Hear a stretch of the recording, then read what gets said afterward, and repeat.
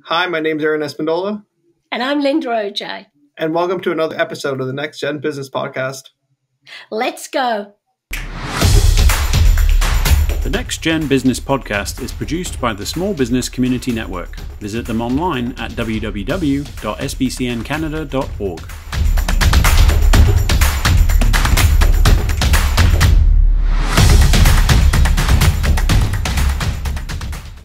So, Aaron, it seems like I haven't seen you since last year. Yeah, it's definitely been some time since we've seen each other and spoke. And how is your job going at the bank? Actually, it's going really well. There's some stuff I can't actually say yet, but I have some news coming up in the next couple of weeks, which I will definitely share with everyone and pretty excited for. How was your Christmas and New Year's? We'll probably share your news on the next podcast. My Christmas and New Year's has been wonderful. I'm really excited to be back, especially because we have a lovely guest tonight who I have met before on my Roger TV show a couple of years ago. So I'm going to read so I don't mess up my introduction. So Jennifer is a Director of Competition, Skilled Trades and Women in Trades Advocate, Top 100 Canada's Most Powerful Women Award recipient. Wow, Jen, you sound amazing. So Jennifer has been labelled as a fearless trailblazer and glass ceiling breaker for women in non-traditional careers and continues to advocate and be a leader in the skilled trades community. Welcome, Jen. We're happy to have you on board. Thank you so much for having me today. So I've met you before, Jen, and I would like to introduce you to Aaron, our co-host, so he can ask you a few questions. I know you've been dying to do this, haven't you, Aaron? Yeah, hello, Jennifer. How are you doing? Very good. Thank you. And yourself? It's a pleasure to meet you. Likewise. I was just wondering, I guess for my first question would be kind of more or less the competition part, just maybe for our guests, if you could explain what you do.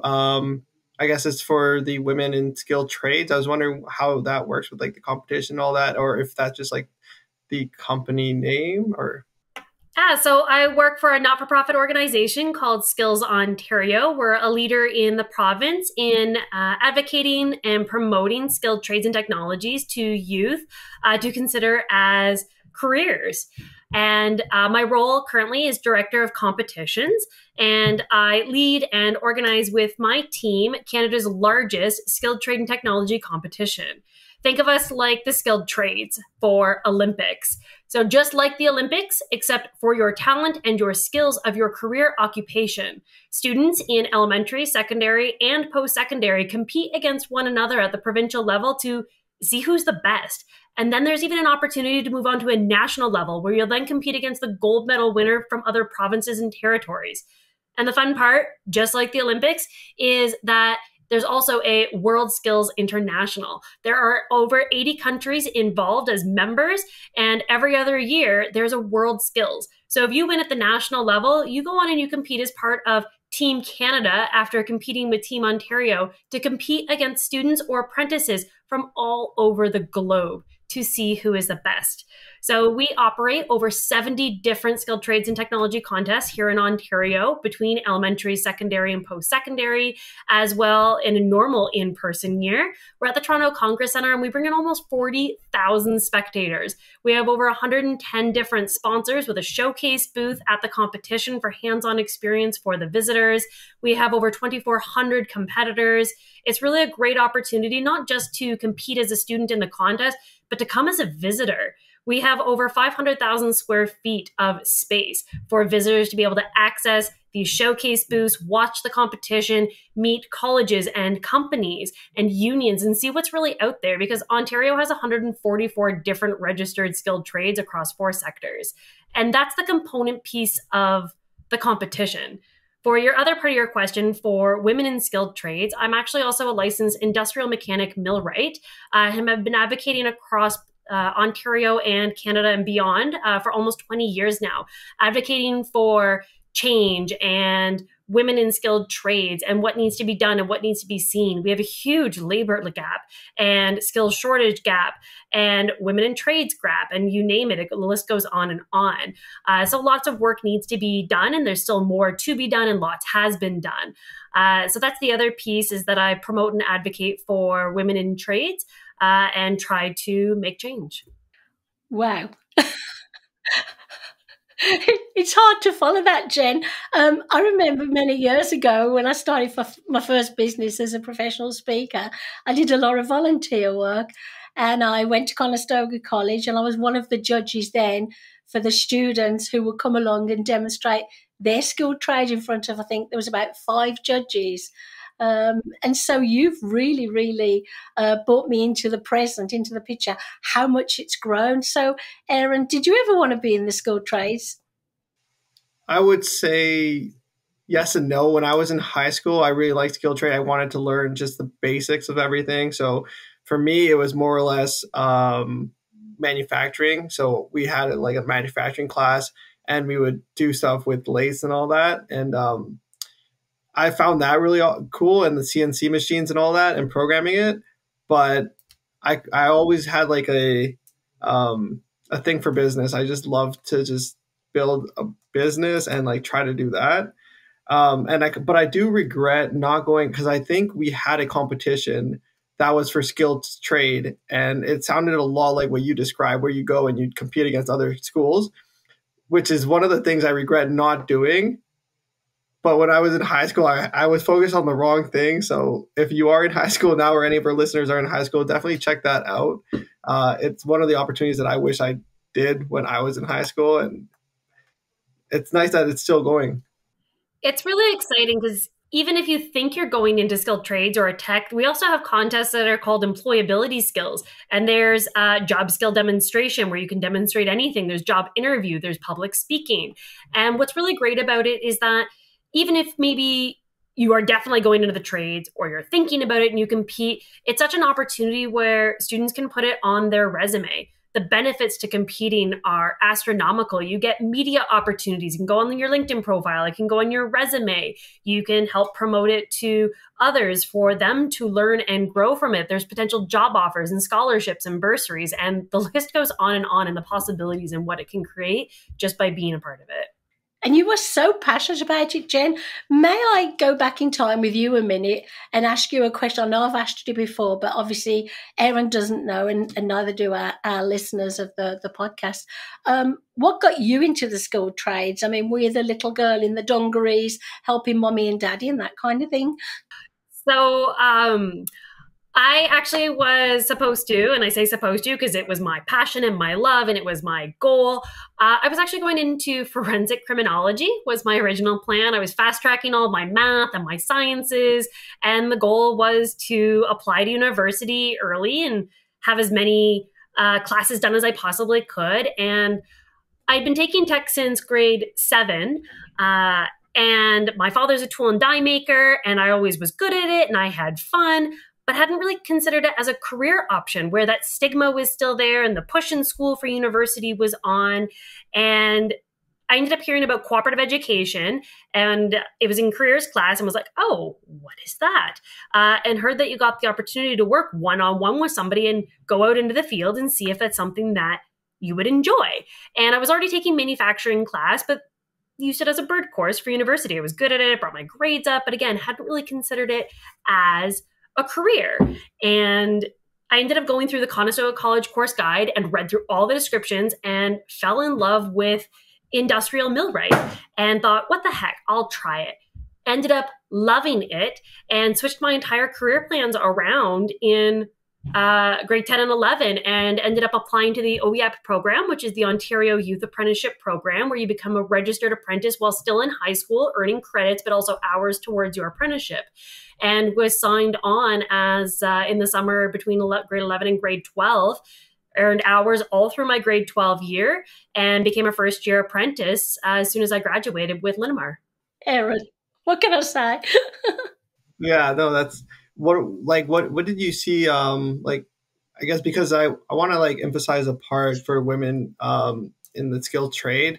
I think that's something that the industry really needs. What is like one of the hardest barriers that you found, like trying to get people or women to kind of sign up for that? Or is there any like particular reason that they don't want to do it, or is it just that they don't know that they could, like, that they have this option or something like that? There's several. I mean, to start with, just in general, doesn't matter what gender or how you identify, is just getting the information out there. I noted earlier that there's 144 skilled trades in Ontario. Did you know that 144 careers are registered? In that, there are multiple different types of crane operators. There's 20 registered skills just in the motive sector. There's the service sector. Did you know that horse harness shoemaker is a skilled trade?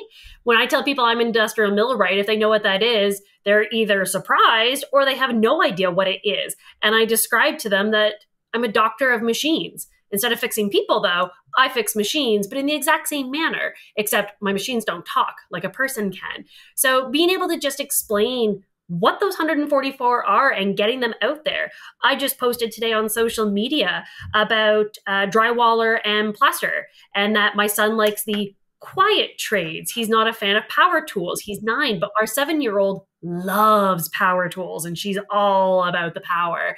And learning what's out there is a huge key piece of the puzzle that's missing, and having the advocates out there in industry and school and promoting them. And that's for anyone. As far as women specifically, there's a wonderful article that came out, I think it was December, from CBC talking about women's workwear.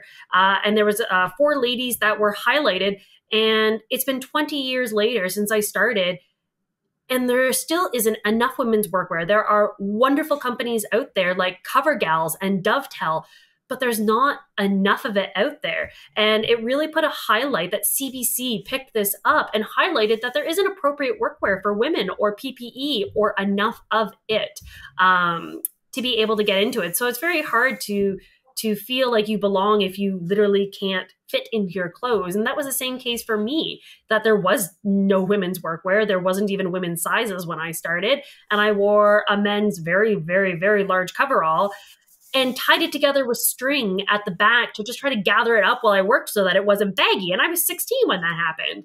So finding those types of stigmas, and then of course, beating the stereotypes. Do companies have proper harassment policies in place? Do they have programs there for diversity and equity? And are they not only promoting the programs to help hire and recruit, but are they also doing the programs internally to the staff that they already have, so that once the woman is in the workforce, in their company, are they welcomed and are they feeling safe? And is the environment around them the same culture as what the recruitment process was? Those are just a handful of some of the key points. So there's multiple different factors with still work to done, but there have been great strides and lots of companies with wonderful programs out there to help not only promote, but bring and encourage more women into the skilled trades. Oh, well, Jen, and that's why we wanted to invite you on the show, because we will raise more awareness for you. We will, share this and put some links on there so they can contact you or contact Stoker College. Would you say to people listening to the podcast that, yes, there's lots of openings for skilled trades, but now you've mentioned the women's workwear, do you think there's an opportunity for somebody to start a business in that area if there's not enough out there? And that's exactly one of the things that was mentioned in this article, was another lady who had started a workwear company for women. And one of the things that was also mentioned is that there was a lot of companies that did come out with things, but everything was pink. We don't necessarily want pink. Now, I love pink, Jen. You don't have to. Don't get me wrong. I'm wearing pink right now. I won't lie. But I have to admit, you probably wouldn't have caught me dead wearing pink on the shop floor. Just give me something that's blue or black or navy. Just give me something that's the exact same as everybody else. I don't need to stick out even more than what I already did. And that's what a lot of women are saying. And one of the things that I really wanted to focus on in the past year for our Young Women's Initiatives at Skills Ontario is thinking outside the box. What can we do differently that somebody else hasn't already done? And one of the ideas that came from that was a Women in Trades hub.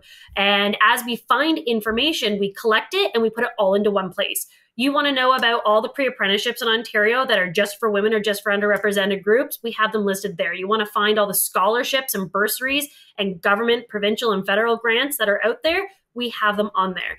As well, there is a button for women's workwear and PPE. Every time we find a new company, when I say new, I mean maybe new to us, or it is literally brand new. Every time we find a company that offers women's workwear, it goes on that list. So it's kind of like a one-stop shop to be able to find as many places as possible that offer women's boots or workwear. And I mean, I ran into this problem constantly. I'm like a size extra small glove. Don't get me wrong. I have large feet, so I fit into men's work boots, but many women don't. So being able to find a small enough work boot or a narrow enough work boot is really critical, especially if you're in them for 8, 9, 10, 11 plus hours a day. And same thing with proper fitting gloves. It's really hard to hold on to nuts and bolts, for example, if your gloves are too big. Yeah, no, I definitely see like a lot in the there's a lot of things in the industry that you don't really think of, but they kind of bring a disadvantage to different types of genders, I guess, like people that are smaller sometimes. And like I worked in a factory before, and I was working on a paint line, and the hooks were big, like they're high up, so only people over 6 feet can probably get those. And then just the type of equipment that we were using and handling is just really tough on the body to just do. But I will say that like there was this one lady that was training me, and by far, like hands down, she was a way faster worker than me, and I was 2 times bigger than her. I always like just had that in my mind. I'm like, wow, that's something I didn't really think that, because I always thought myself as being really quick at doing my work.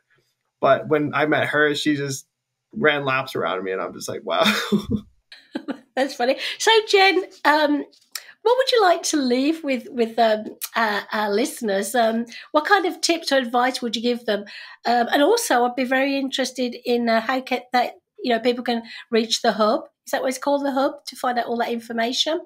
It's on the Skills Ontario website in the Young Women's section, and it's called the Resource Hub. So you can just log right onto our website and click on the different buttons in that section and access the information that we've collected. And each of them is linked to the specific, whether it be college or company. So it's more of just a collection database, and you click on the one that you want, and it'll take you to where it is. That is awesome. So words of wisdom before you leave us, to offer to people out there, probably people who are in college already or about to leave or thinking about going to college. What words of wisdom could you leave with us, Jen? Never be afraid to try.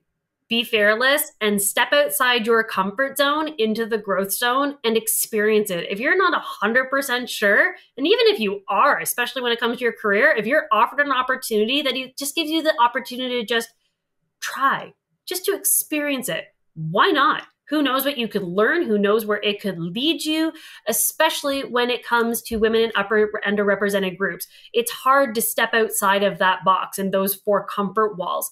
Try it, because you never know, you might like it. Ask questions, find people who are in a field that you're interested in and learn from them. Get to know a little bit more about it, because how do you make an informed decision, especially about your career, if you don't actually know all the facts, if you don't actually know what's out there? Take the opportunity, take your time, and learn more about it to make the best informed decision for yourself. But ultimately, try it. Why not? That's wonderful. Have you got any more questions, Aaron, before we let this lovely guest leave us? Yeah, just quickly before you leave, I was wondering, for people that are watching that are still in high school and they're interested, or high school, post-secondary, or elementary school, are the competitions still on, or are they postponed for COVID? As of right now, we are still on. And even if we can't in person, in 2020, we held the very first ever virtual contests. They were definitely scaled down and nowhere near like normal. But in 2021, we also ran into the exact same issue. And we held over half of our normal competitions with students post-secondary either allowed in their classroom. And we actually did this during lockdown. So we actually had students from all across the province competing from their kitchens, their backyards, from their computers in their house while on lockdown. So if we are unfortunate to have to cancel the in-person, it will not be canceled in general. It will go on. We will continue in a virtual manner, and we will yet again do skilled trades over video calls. Oh, that is good to know. Great question, Aaron. So, Jennifer, I'd love to say thank you from me. And also goodbye from me. And Aaron? It's going to be goodbye for me as well. And just before that, if you do follow our podcast, make sure to like and subscribe. Make sure if you do know anyone that is interested in the skilled trades to check out Skills Canada to see the different options that they have. And don't forget to like, comment, and subscribe to our YouTube channel. And thank you so much, Jennifer, for coming onto our podcast. Thank you so much again for having me. It was a pleasure. Thanks for listening. Check us out at www.nextgenbusinesspodcast.com.